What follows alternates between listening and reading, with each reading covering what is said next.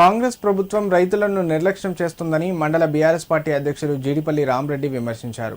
సిద్దిపేట జిల్లా తొకుట మండల కేంద్రంలో పొద్దుతిరుగుడు కొనుగోలు కేంద్రం ప్రారంభించి 10 రోజులు గడుస్తున్నా కొనుగోళ్లు ప్రారంభించకపోవడంతో రైతులు పడిగాపులు కాస్తున్నారన్నారు.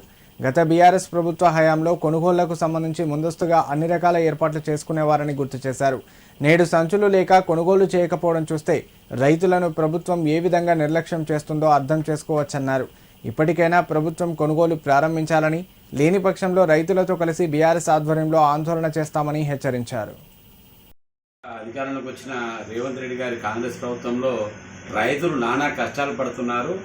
అసెంబ్లీలో వాస్తవానికి అసెంబ్లీలో మాజీ మంత్రివర్యులు మన టీఆర్ఎస్ ఉపనేత హరీష్ రావు గారితో పాటు ఎమ్మెల్యేలు పొద్దుడు ధాన్యం కొనుగోలు చేయాలి, మగజొన్నలు కొనుగోలు చేయాలని చెప్పి పెద్ద ఎత్తున ఆందోళన చేస్తే 10 రోజుల కింద ఆగమనం కొబ్బరికాయ రోడ్డు ప్రారంభించినప్పటికీ 10 రోజులు అయినప్పటికీ కూడా ఇంతవరకు కూడా ధాన్యం కొనుగోలు షురువు కాలేదు.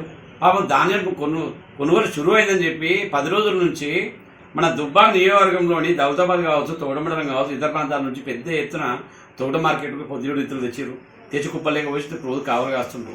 ఎంత ఇబ్బంది పడుతుర్రు అంటే ఒక పద్ధతి, ఒక చిత్తశుద్ధి వీళ్ళకి లేదు రేవంత్ రెడ్డి ప్రభుత్వానికి. గతంలో బీఆర్ఎస్ ప్రభుత్వం హయాంలో రాష్ట్రంలో ఏం సాగు చేసినాము, కొనుగోలు ఎప్పుడు చేద్దాము, దానికి సంబంధించిన వస్తువులు ఉన్నాయా లేవా, గోడాలు ఉన్నాయా లేవా, ఇక్కడ సంచులు ఉన్నాయా లేవా అని చెప్పి ముందస్తు ప్లాన్ చేసుకుంటారు. ఈ ప్రభుత్వం చిత్తశుద్ధి లేదు, మన లేదు, మచాడం లేదు. ఏదో కొబ్బరికాయ కొట్టి నిష్పెట్టారు. ఎందుకు సాధిస్తున్నారంటే సంచులు లేవంటారు. మరి సంచులు లేనప్పుడు మరి ఇలాంటి నిర్లక్ష్యమైన ప్రభుత్వం ఎంతవరకు సమయం చేశాం? ఏమంటే రైతే రాజధాని మాట్లాడతారు మీదికి. రైతుల పాలిటే ఒక విషమంగా మారిపోయింది కాంగ్రెస్ ప్రభుత్వం.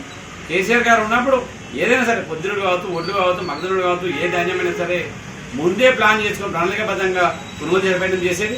ఈ ప్రభుత్వం మొద్దు నిద్రపోతుంది, రైతులు నానా వచ్చి పడుతున్నారు. దయచేసి ఇప్పటికైనా కరెంటు కూడా 24 hours ఇవ్వాలని కోరుతున్నాం. అలాగే రైతు భరోసా కూడా వెంటనే పాతవి కూడా పెండింగ్ లో ఉన్నాయి కూడా వేయాలని చెప్తున్నాం. రుణమాఫీ అడమదడు రుణమాఫీ చేసినా అని చెప్పారు. వాస్తవానికి మన తోటమండలంలోనే 100 సంఖ్యలో రైతులు రుణమాఫీ కాలే. దయచేసి వారికి కూడా రుణమాఫీ చేయాలని చెప్పి డిమాండ్ చేస్తున్నాం. లేని పక్షంలో బీఆర్ఎస్ పార్టీ పక్షాన, రైతుల పక్షాన పోరాటం చేస్తామని చెప్పి మేము తెలియజేస్తున్నాం.